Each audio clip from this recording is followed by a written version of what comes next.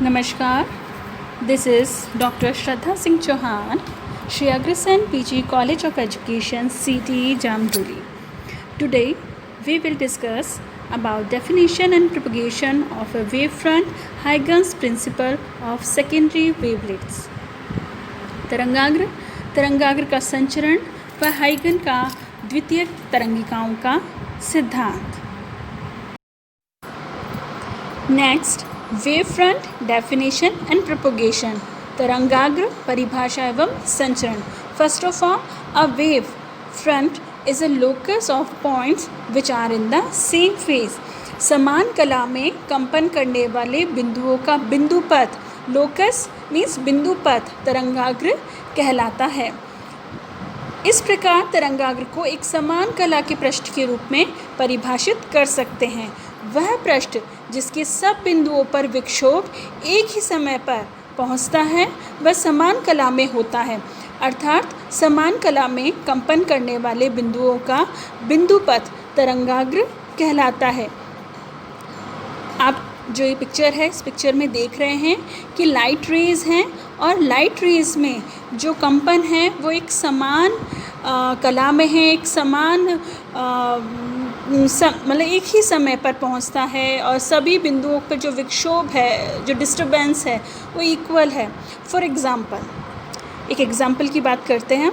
उदाहरण स्वरूप, जब हम तालाब की सतह पर एक पत्थर का टुकड़ा ज़ोर से मारते हैं, हमने यूजुअली ये कभी ना कभी किया हुआ होता है कि जैसे हम पत्थर उस तालाब पे मारते हैं तो उस बिंदु के चारों ओर, जहाँ वो पत्थर गिरा है, उस बिंदु के चारों ओर तरंगे फैलती हुई सी नज़र आती है. जहाँ जिस पे हमने पत्थर मारा, जिस बिंदु पे, हम उसको साइंटिफिक लैंग्वेज में प्रतिघात बिंदु, इम्पैक्ट पॉइंट कहते हैं, और उस पे स्ट्राइक करते हैं. आप देखेंगे कि जो जल की तरंगे हैं वो एक समान दिशा में चारों तरफ फैलती हुई नज़र आती हैं तथा जल के पृष्ठ का प्रत्येक बिंदु समय के साथ दोलन करता है. आप ये जो इसमें एक फिगर है, पिक्चर है, वो आप देख रहे हैं यहाँ पे कि जो वेव जो जनरेट हो रही हैं, जो दोलन हो रहा है, जो डिस्टर्बेंस है, वो आगे की ओर संचरित हो रहा है.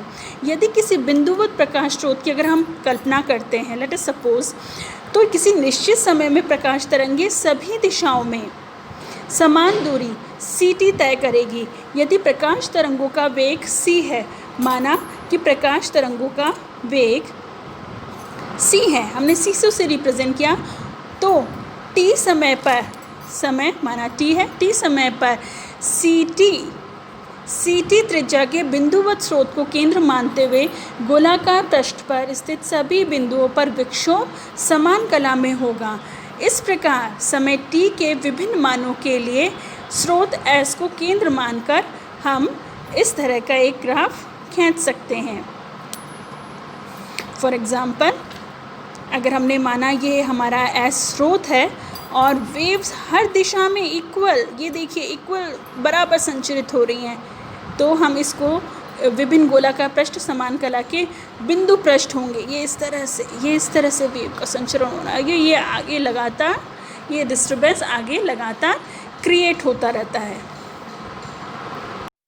Types of wave front. तरंगाग्र के प्रकार. Similarly, a point light source in an isotropic medium. Isotropic medium Hindi में हम बोलेंगे समांगी माध्यम.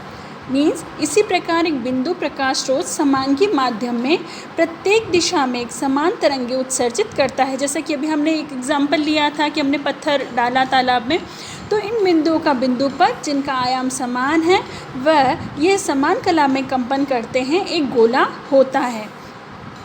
Like similarly, a point light source in an isotropic medium emits similar waves in all directions such that the locus of points which have the same amplitude and are in same phase are spheres. ये 3 types की हैं तरंगाग्र. Number 1 गोलीय तरंगाग्र, spherical wave front. Number 2 बेलनाकार तरंगाग्र, cylindrical wave front. And number 3 समतल तरंगाग्र, प्लेन वेव फ्रंट. जैसा कि हम यहाँ पिक्चर में भी देख रहे हैं, इनकी पिक्चर्स ड्रॉ की गई हैं. आप देखिए, नंबर 1 आपका है spherical wave front. Spherical wave front में आप देख रहे हैं कि यदि स्रोत बिंदु आकार का है बिंदु आकार का है स्रोत आपका और स्रोत से दूरी कम है तो प्राप्त तरंगाग्र गोलीय तरंगाग्र कहलाता है। ये देखिए यहाँ पे सोर्स एस इसके सेंटर में है और जो तरंगाग्र है वो कैसा है, गोलीय तरंगाग्र है। नंबर 2, जब हम बात कर रहे हैं सिलेंड्रिकल वेव फ्रंट की, बेलनाकार तरंगाग्र, यदि स्रोत रेखा के रूप में है और स्रोत से दूरी कम है, ये देखिए स्रोत रेखा के रूप में है और स्रोत से दूरी कम है तो प्राप्त तरंगाग्र बेलनाकार तरंगाग्र, सिलेंड्रिकल तरंगाग्र कहलाता है। एक और इंटरेस्टिंग सी मैं आपको बात बताती हूँ। यदि प्रकाश स्रोत रेखीय छड़ या स्लिट है तो तरंगाग्र बेलनाकार होता है, राइट। बट स्रोत से अधिक दूरी हो जाने पर बेलनाकार तरंगाग्र भी समतल तरंगाग्र बन जाता है समय के साथ तरंगाग्र, क्योंकि तरंगाग्र समय के साथ क्या होगा, आगे बढ़ेगा। नेक्स्ट थर्ड है हमारा समतल तरंगाग्र, प्लेन वेव फ्रंट। यदि स्रोत बिंदु आकार का अथवा रेखीय रूप में है और स्रोत से दूरी ज़्यादा है तो प्राप्त तरंगाग्र किस तरह का होगा, समतल तरंगाग्र। जैसा कि आप इस पिक्चर में यहाँ देख रहे हैं, प्लेन वेव फ्रंट होगा ये।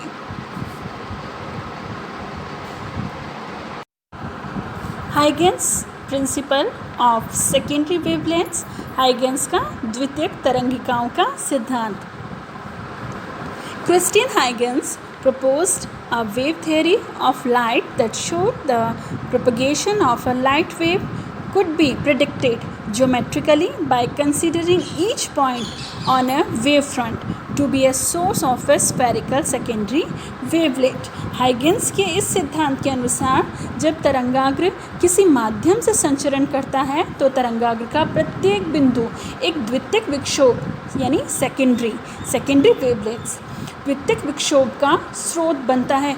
मीन्स मतलब जो किसी माध्यम में जब संचरण हो रहा है तरंगाग्र का, तो तरंगाग्र का प्रत्येक बिंदु अपने आप में एक सोर्स का कार्य करता है और वो सोर्स फिर आगे एक द्वितीयक विक्षोभ बनता है और इन बिंदुओं से उत्सर्जित होने वाली तरंगिकाएं तरंग की गति से सभी दिशाओं में फैलती है। जैसे हमने अभी पिछली स्लाइड पे देखा था, इक्वली सभी दिशाओं में फैलती है।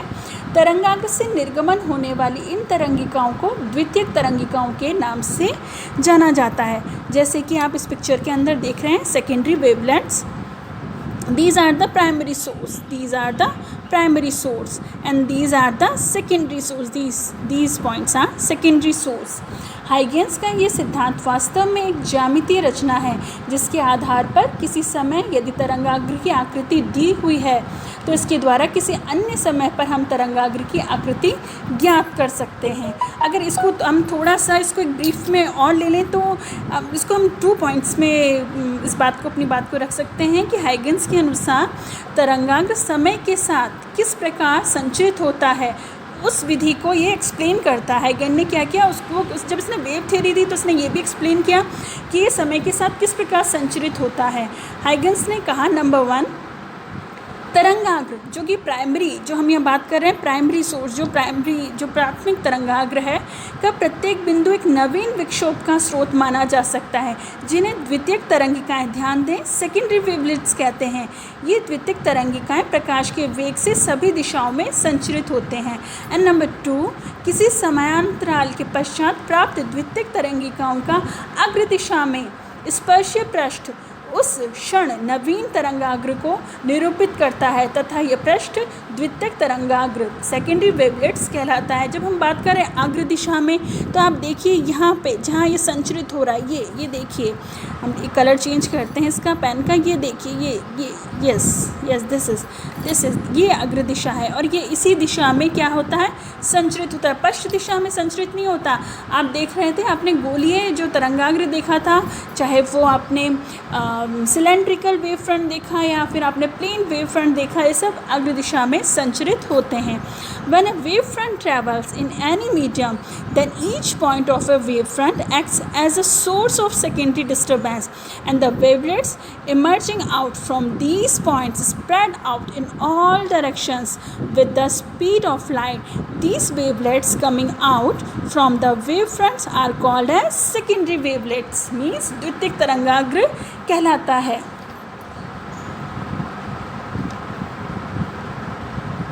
Huygens principle of secondary wavelets, Huygens का द्वितीयक तरंगिकाओं का सिद्धांत। यहाँ आप एक चित्र देख रहे हैं, फिगर देख रहे हैं। Figure 1 and figure 2। समय t पर किसी तरंगाग्र का एक भाग ए बी है। देखिए हाइगेंस के नियम को समझने के लिए हम कुछ सपोज करके चलेंगे। तो माना किसी समय t पर दिए गए तरंगाग्र, दिया गया तरंगाग्र शुरू में है आपका प्राथमिक तरंगाग्र का एक भाग, यहाँ पे आप देख रहे हैं ए बी यहाँ पे a and this point is b। A B है चित्र ए में। ए बी सीमित दूरी पर स्थित बिंदु व स्रोत के द्वारा उत्पन्न गोलीय तरंगाग्र का भाग है। तथा आप चित्र बी में देखिए A B, this point A and B. A B अनंत दूरी पर स्थित स्रोत के कारण उत्पन्न तरंगाग्र का समतलीय भाग है। गोलीय तरंगाग्र है और आप ये देख रहे हैं ये आपका समतल तरंगाग्र है। और यहाँ पे आप देख रहे हैं source and propagation of light wave. T समय के बाद द्वितीयक तरंगाग्र की स्थिति ज्ञात करने के लिए प्राथमिक तरंगाग्र ए बी के कुछ बिंदु जैसे 1, 2, 3 एंड 4 लेते हैं। ये सभी बिंदु नए विक्षोभ के लिए कार्य करते हैं। हमने पहले भी बात की थी, जो विक्षोभ है वह अग्र दिशा की ओर चलता है। और ये जो प्राथमिक तरंगाग्र के जो बिंदु हैं ये द्वितीयक तरंगाग्र के लिए किसका कार्य करेंगे? सभी बिंदु नए विक्षोभ के लिए कार्य करते हैं और सेकेंडरी वेवलेट्स बनाते हैं। यदि माध्यम में प्रकाश का वेग, माना माध्यम में प्रकाश का वेग आपका है स्मॉल c से इसको रिप्रेजेंट करेंगे, तो प्रत्येक स्रोत से विक्षोभ c multiply by t, what c multiply by t दूरी तय करता है तथा सी टी त्रिज्या की गोलीय द्वितीयक तरंगिका की रचना होगी। इन तरंगिकाओं को उपरोक्त चित्र में डॉटेड रेखाओं से दर्शाया गया है। आप देख रहे हैं डॉट्स इसमें नज़र आ रहे हैं, आपको यहाँ डॉट्स नज़र आ रहे हैं, डॉटेड रेखाओं से दर्शाया गया है। इस तरह से इन तरंगिकाओं के स्पर्शीय पृष्ठों की रचना की गई है। इसमें जो स्पर्शीय पृष्ठ आप देख रहे हैं, स्पर्शीय पृष्ठ की रचना की गई है। दोनों तरफ आप देख रहे हैं स्पर्शीय पृष्ठ हैं। अग्र दिशा में पृष्ठ A1 B1 व पश्च दिशा में पृष्ठ A2 B2 प्राप्त होते हैं। यहाँ देखिए यहाँ A1 B1 है और इसकी पश्च दिशा में A2 B2 हैं। सिमिलरली आप दूसरी तरफ भी देख सकते हैं A1 B1 और A1 B1 A2 B2, A1 B1 A2 B2 प्राप्त होते हैं। प्रकाश ऊर्जा का प्रवाह पश्चिम दिशा में नहीं होता है, अतः अग्र दिशा में प्राप्त A1 B1 समय t पर द्वितीयक तरंगाग्र होगा। मीन्स हाइगेंस का यहाँ पे ये चीज़ का ड्रॉबैक था कि इसमें डिमेरिट कह सकते हैं कि हमें अग्र दिशा के साथ साथ एक पश्च तरंग भी प्राप्त होती है। हाइगेंस ने तर्क प्रस्तुत किया कि अग्र दिशा में द्वितीयक तरंगिकाओं का आयाम अधिकतम होता है तथा पश्च दिशा में यह 0 होता है। ये जो कल्पना थी, जो हाइगेंस ने क्लेरिफिकेशन दिया, हाइगेंस बोले पश्च तरंगों की अनुपस्थिति को समझा पाए, लेकिन ये कल्पना संतोषजनक नहीं है, ये सेटिस्फाई नहीं कर पाती है ये कल्पना। Now drawbacks of the Huygens wave theory. Huygen तरंग सिद्धांत की कमियां, ये तो हमें पता चल गया है कि using this method of Huygens principle we can determine the shape of a wave front of a plane wave traveling in any medium at time t if its shape is known at time t. So now the drawbacks of the Huygens wave theory. सो हाइगेन तरंग सिद्धांत की कमियां, number 1, यह तरंगिकाओं का प्रभाव केवल तरंगाग्र की अभिलंब दिशा में ही क्यों होता है, अन्य दिशाओं में क्यों नहीं, की व्याख्या नहीं कर सका। हाँ, ये हम मानते हैं कि हाइगेंस के सिद्धांत के आधार पर हम कई प्रकाशीय परिघटनाओं की समुचित व्याख्या की जा सकती है, जैसे व्यतिकरण है, विवर्तन, परावर्तन और अपवर्तन। बट तरंगिकाओं का प्रभाव केवल तरंगाग्र की अभिलंब दिशा में ही क्यों होता है, अन्य दिशाओं में क्यों नहीं? इन प्रश्नों का संतोषजनक उत्तर हाइगेन नहीं दे पाया। हाँ, ये बात बाद में फ्रेनल ने समझाई। एंड नंबर 2, हाइगेंस व्याख्या नहीं कर पाए कि द्वितीयक तरंगिकाओं से अग्र दिशा में ही तरंगाग्र क्यों बनता है, पश्चिम दिशा में क्यों नहीं? द्वितीयक तरंगाओं से अग्र दिशा में ही तरंगाग्र बन रहा है। One drawback of this model is that along with a forward direction we also get a back wave. Huygens gave a logic that the amplitude of secondary wavelets in forward direction is maximum and zero in the backward direction. Using this assumption, he explained the absence of backward wave front. So this is the drawback again. And number 3, ये प्रकाश के ध्रुवीकरण polarisation, हम ये आपकी पूरी एक unit है polarisation, ये प्रकाश के ध्रुवीकरण की घटना और कॉम्पटन प्रभाव, फोटो इलेक्ट्रिक प्रभाव जैसी घटनाओं की व्याख्या नहीं कर पाए. तो ये इस हाइगन वेव थ्योरी के मेन जो ड्रॉबैक हैं वो इस प्रकार से हैं. Thank you so much. Stay home, stay safe.